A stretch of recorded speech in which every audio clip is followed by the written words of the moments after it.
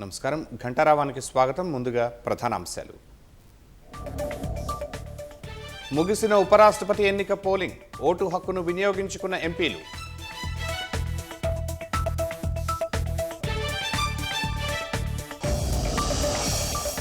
నేపాల్లో మిన్నంటుతున్న నిరసనలు, మాజీ ప్రధాని ఓలీ ఇంటికి నిప్పు పెట్టిన నిరసనకారులు.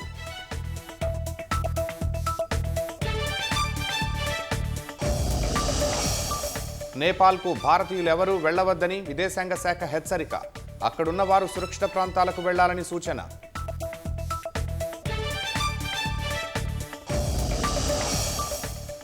నిర్మలా సీతారామన్తో సీఎం రేవంత్ రెడ్డి భేటీ, వరద నష్టంపై కేంద్ర మంత్రికి నివేదిక.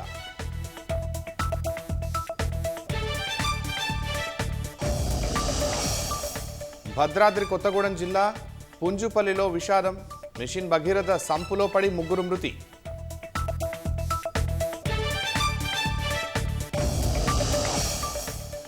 ఆకాశాన్ని అంటుతున్న బంగారం ధరలు, ఇవాళ ఒక్కరోజే 5,000 రూపాయలు పెరిగిన పసిడి.